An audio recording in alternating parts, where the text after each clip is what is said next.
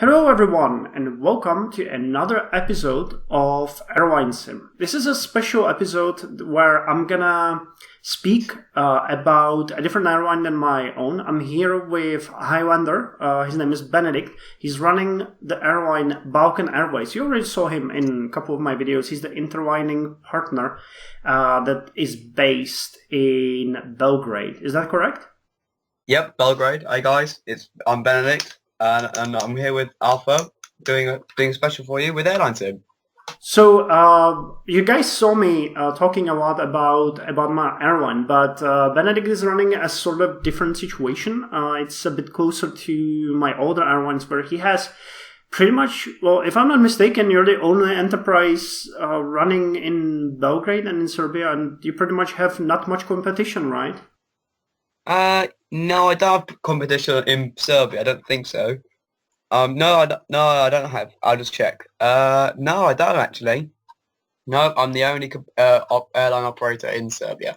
So with you together, there's still 79% slots available. So you have a pretty easy growth there. You're using pretty interesting aircraft. If you want to speak about that. Yeah. Well, I've chosen I've chosen three kind of main airline manufacturers. I've chosen McDonnell Douglas's. These are insane aircraft.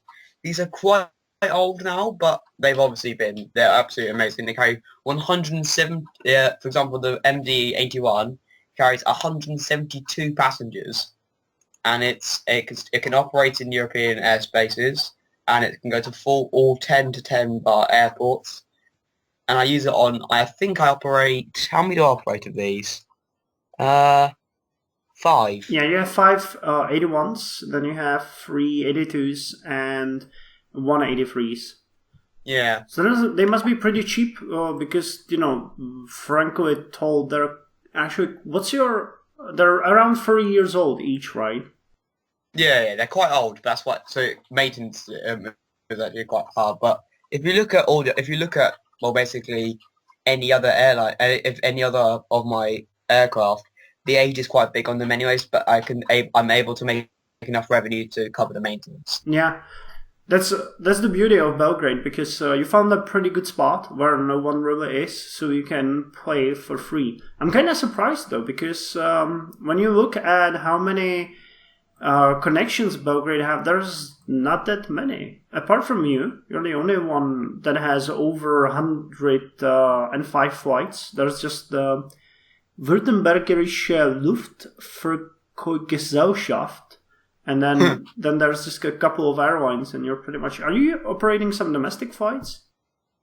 I am actually. I'm actually operating 2 domestic flights, because Serbia have 2 other airports, although to be fair, these are pretty much like farms. Oh yeah, Morava and Nice. One village airport and farm track.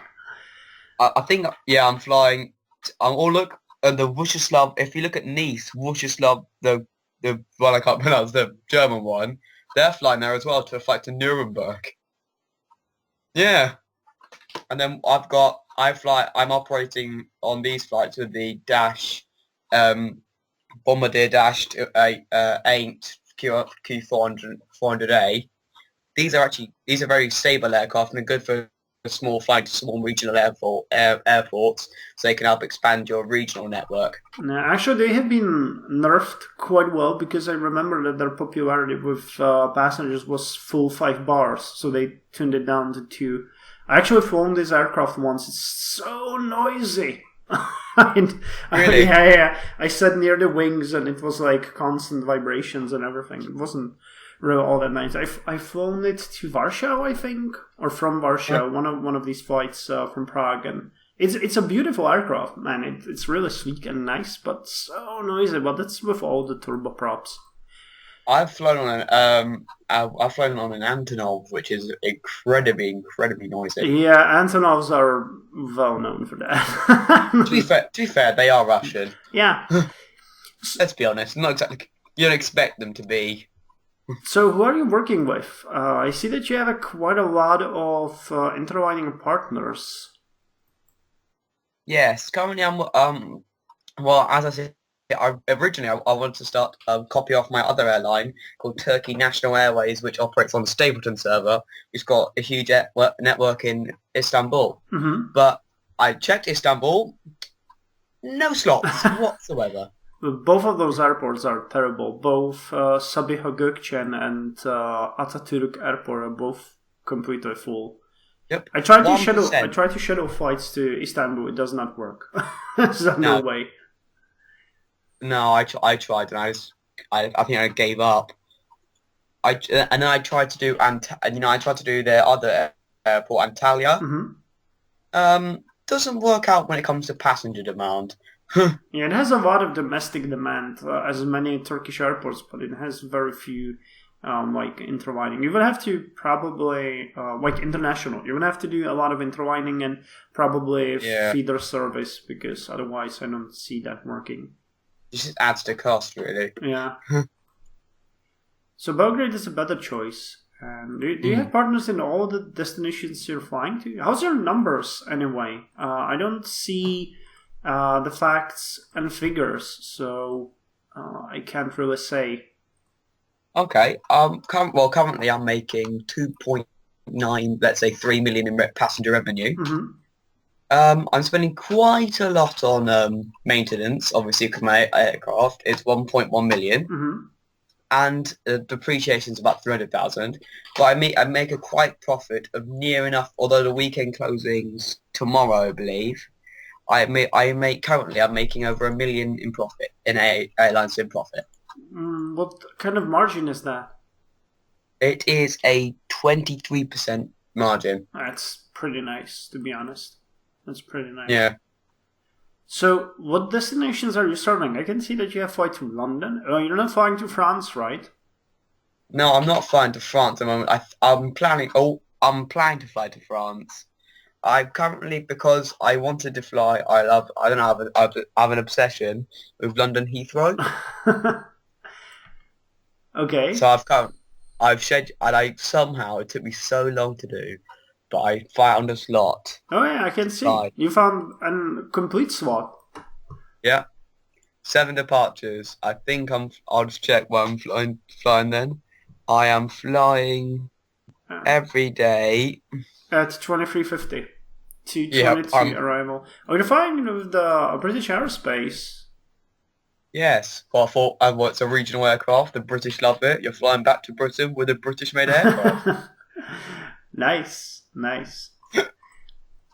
So that's England. Then what else? You have... Oh wait, that's my airline. I'm looking at the wrong airline.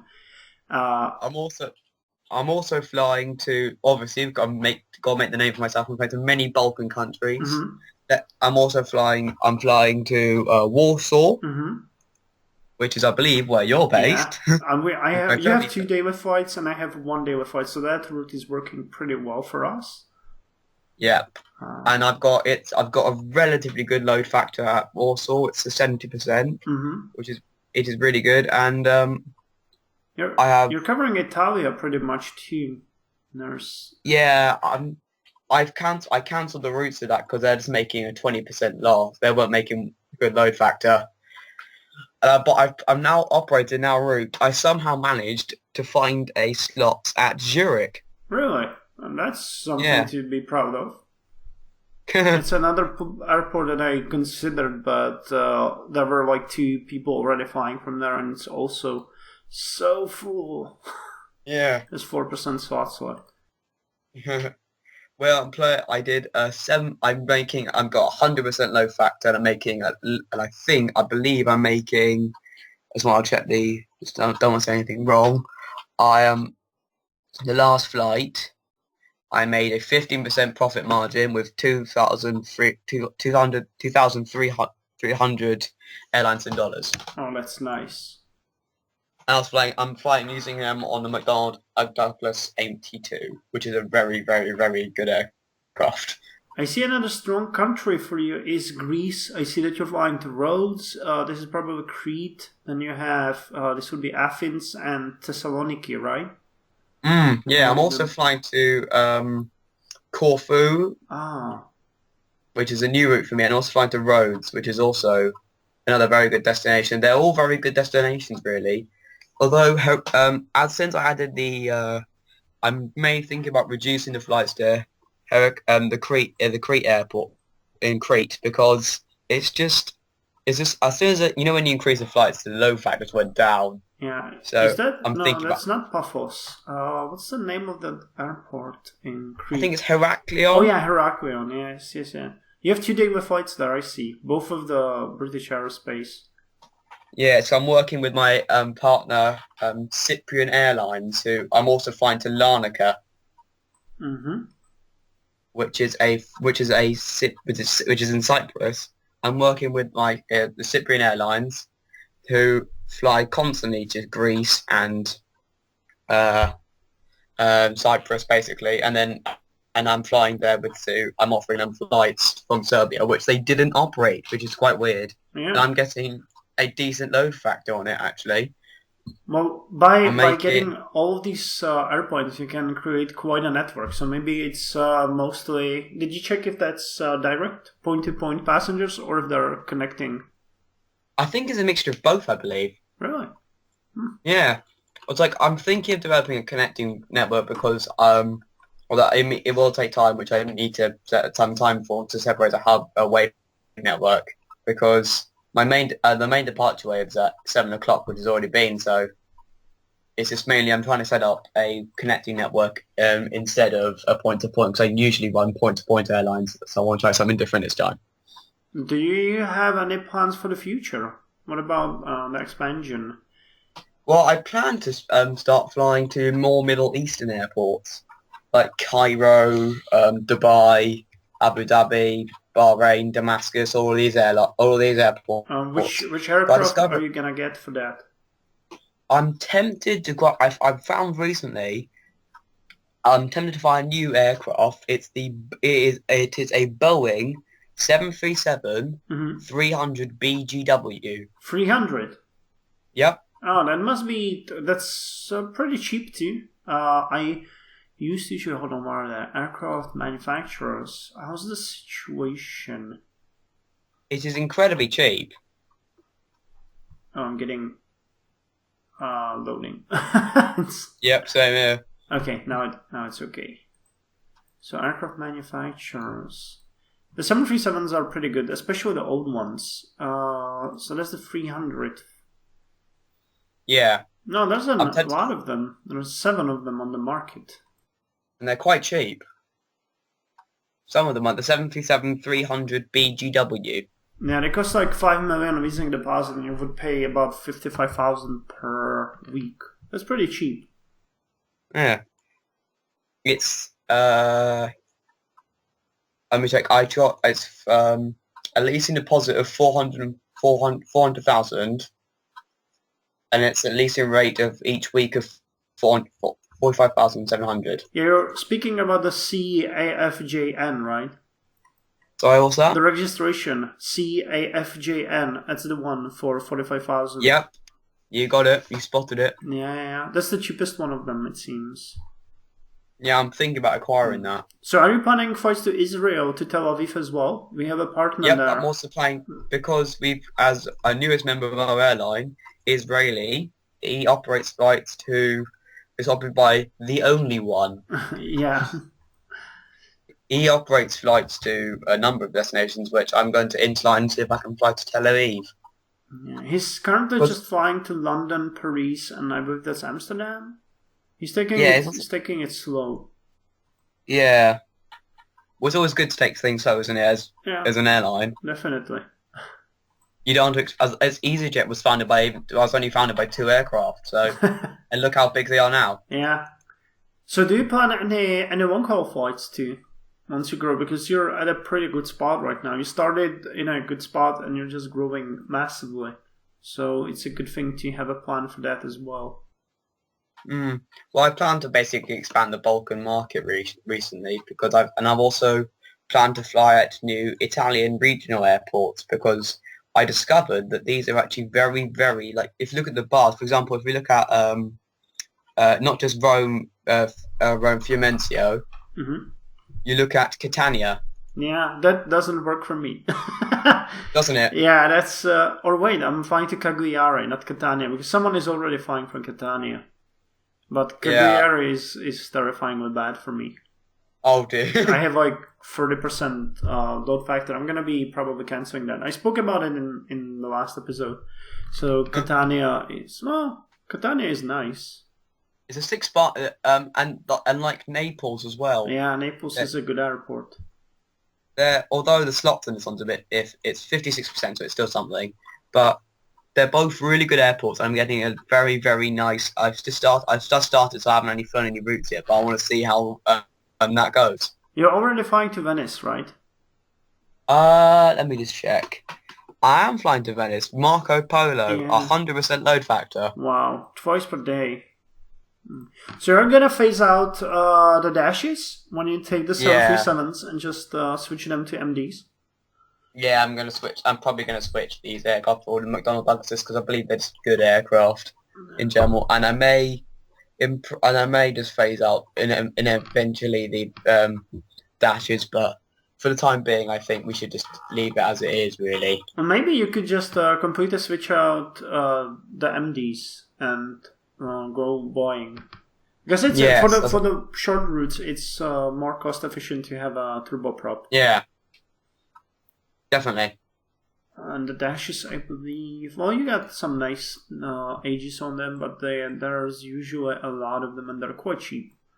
So. Yeah, I'm definitely going to get some Boeings and replace the McDonnell Douglases. But these are fantastic aircraft to start off with. So any airlines coming out, I would recommend getting the McDonnell Douglases to start off with. Yeah, I'm surprised they're not more popular. They were such good aircraft in the past. Well, for domestic routes, the dashes are also very fantastic, really. I'm just using them to Zulu Quality Leasing. Who is? So, no, I'm checking the operators of the MDs 81s. So that's Balkan Airways 5, that's you. The number one operator. Then there's Zulu Quality Leasing, Air Cheese Leasing, and Northeast Leasing. I think they might be leasing them to you, actually. And yeah, I think I can check this for you if I go on. I've gone to I'm checking. Yep. The 82s. I'll check Air Cheese Leasing. Yeah. They're yep. There's Teddy Bear Leasing. Teddy Bear Leasing, that's nice. And I believe there's also Teddy Bear China Regional and Teddy Bear China also leasing aircraft. And also Indian Air Systems also leasing aircraft to me. And there's quite a lot of... I think all of these aircraft are actually owned by some leasing companies in the game. And when you look at Zulu Quality Leasing, Air Cheese Leasing, let me check the Vietnam Leasing, Air Cheese. Are there any they would want to sell? Purchase possible? Yeah, there's no purchase possible for none of these MDs. They just want to keep them for themselves. There's actually one MD that can be bought for, oh my god, for 3.8 million. Oh, that's so cheap for an aircraft of this size. Oh yeah, sorry, your mic's gone, Alpha. Do you hear me now? Not a bit. Just a bit increase it, I think. Better? Yeah, that's better. Okay. So what I was saying... Oh, it's a bit quiet though. Okay. So what I was saying, there's an MD-81 being sold for 3.8 million. As the only aircraft from the family that you can buy. Seriously? Yeah, the rest is owned for lease because the leasing companies got them all. At least I think I'm happy, but I think I'm good. This is at least I'm the biggest operator of those aircraft. Yeah, it's kind of funny because these older aircraft can be pretty good, but rarely anyone is using them because they're here. They won't be doing all that good when they meet your competition, but you have a lot of other possibilities like onboard service, price of the tickets and everything. So you can make them worth a fight if you want. Definitely. So yeah, man, thanks for joining me. I enjoyed speaking. Maybe we'll have you on some other time too. And we're gonna both go and play now more Airlinesim. And you guys join us next time. Bye. See ya.